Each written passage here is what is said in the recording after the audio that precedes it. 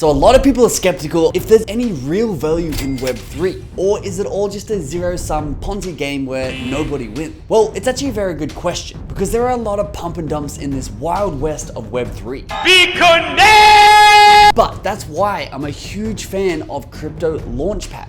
Because not only have they come across a business model where every participant can win, they have a history of some pretty insane ROIs on your money. In fact, on Seedify, the biggest crypto gaming launchpad, the average ROI at their all-time high was 35x. That's average, because then you get the insane outliers like Blocktopia, which absolutely blew the roof off your crypto coin purse. But of course, there is a dark side to these crypto launchpads that you need to know about before you participate. So give this video a like for me, and I'll show you exactly how to use crypto launchpads to get the most out of your money. Okay, so first things first, exactly what is a crypto launchpad? Well, launchpads provide a platform for new projects to launch their digital assets and tokens before actually creating their project or game. So launchpads are essentially the middlemen between a new project and a potential audience. And they arbitrage a deal between them where the audience gets their in-game tokens for a discounted price in return for supporting that game's development before they have even started building anything in that project. Think of it sort of like a Kickstarter of Web3. Seems pretty simple, right? But here's the thing. In the traditional world, there's a lot of really awesome value exchanges where every single participant will win. Take, for example, a bank who loans money out to a builder and makes interest on that amount. That's a win.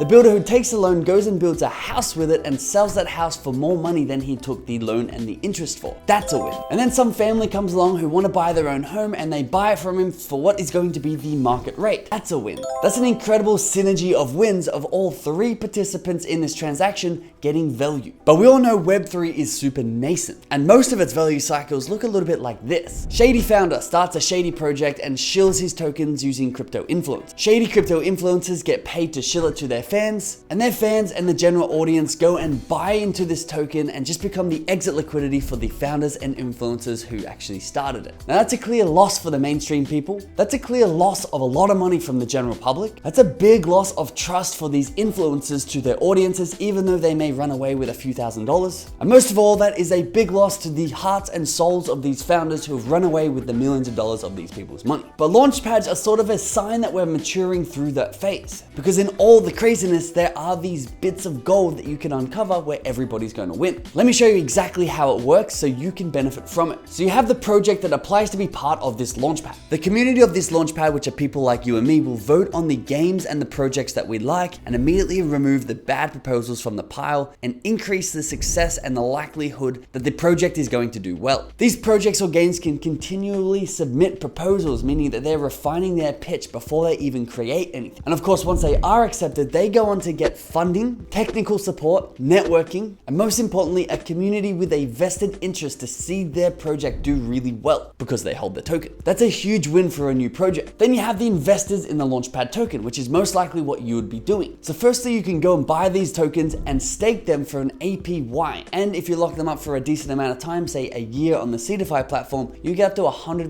APY back on your token. This is huge just in itself, but remember, you need the Launchpad to actually do well so the tokens don't just get really strongly devalued. You then get a vote on what you want to see produced and created by these projects, having a say in the building of Web3. But of course, that's not really what most people are here for. You're here for a discounted price in the IDO of the token. And this is where you get those 36x ROIs on average, or 888x's on the absolute outlier. This, of course, is a win for the investor. And lastly, of course, the Launchpad wins. Not only do they take between 1 to 5% of the project's tokens who come through there, but they also get some pretty incredible tokenomic effects, because everybody who wants to participate in these IDOs actually have to be staking that ecosystem's tokens and therefore locking up all that liquidity and reducing sell pressure. And of course, if they do really well with their projects, increasing buy pressure, meaning the price will go up. And fortunately for the Launchpads, the value coming into this ecosystem is not just more of their own token like a lot of DeFi protocol, but they've actually figured out a way to give you value in other people's tokens, hence these IDOs, and therefore not have a super inflationary protocol. Now, this all sounds like sunshine and rainbows, but I assure you it's not. There is actually a dark side to this. Firstly, the structure of these launch pads are banned in a lot of countries around the world, including the US and China, which of course will limit the holders and the participation in these IDOs. But to me, the much bigger concern is the anti-flywheel effect that they have. You see, Web 2 companies pride themselves on exponential growth. Jeff Bezos named this the flywheel effect, where the more products on Amazon, the more people are going to shop there. And the more people who shop there, this will entice companies to list more products there. And having more products there once again entices more customers to come and shop there. But unfortunately, launch pads are the reverse of this. Because when a project comes to a launch pad, they only have a certain amount of tokens to give that launch pad in the IDO. And that limited amount of tokens is going to get split over all the token holders of that launch pad. I saw a guy who was staking thousands of dollars of tokens and only got a $12 allocation when he really wanted to buy hundreds of dollars of this new token. And this is not a good effect at all, because you don't want anyone else to buy into the launch pad that you're staking in, because that just means you have to split your allocation with more people. And the darkest side of all of this is no one is actually being transparent with it. People wave around crazy numbers like an average of 35x or an 800x multiple on your investment, probably like I did in the thumb and title of this video. But in reality, there's something called a vested period. This is to stop everybody dumping their tokens as soon as they get them just to make a quick profit. Because who's not going to sell at a 35 return on your investment? And so most IDOs, they only give you 10 to 25% of your tokens up front, and the rest of them will be slowly vested over the next 12 or 24 months. This is why a lot of those graphs end up looking like this. Now, of course, there is a lot of solutions, and a lot of launch pads are working on solutions to this, including being more particular about the projects that they take on and giving more support to these projects that they actually do take on so that their tokenomics look a lot healthier. And if you're going to take one thing away from this video so far, it should be this. Launch pads are a top dog game where not everybody is going to win, but the biggest launch pads with the best track records are going to attract better projects and give them better help, so their tokens are going to do even better. If you're a new or smaller launch pad, you're not going to get the biggest and best projects that are upcoming attracted to giving you allocation for their IDO. So this means me and you, we have to go and find the biggest and the best launch pads that we believe in. And one of those might be Binance's newly relaunched launch pad called Hook, whose token just dropped and shot up to a over $1 billion valuation. Now, a great way to find these launch pads is to go to CoinMarketCap, filter the tokens by launch pad, and then sort by market cap. And you'll see the current top launch pads are DAO Maker, Seedify.fund, Superverse, PokerStarter, GameFi, TrustSwap, and Firebird. And you can also use this really cool tool called CryptoRank.io. Here you can sort the average of the all-time high returns by launchpad to see what the historical stats look like before you participate. And remember, the business model of launchpads is a pretty incredible model that can be applied to almost any niche. So if you love DeFi, go participate in the DeFi launchpads. If you love gaming, go participate in the gaming launchpads on tokens like Seedify. And hot tip, if you see a new niche pop up in Web3, keep your eyes peeled really early on for launchpads that are going to pop up in that area, because you could get those tokens really cheap. And lastly, my favorite way to use launchpads is a little bit different to most people, because launchpads are a fantastic way to get the alpha on what's coming up in a certain niche.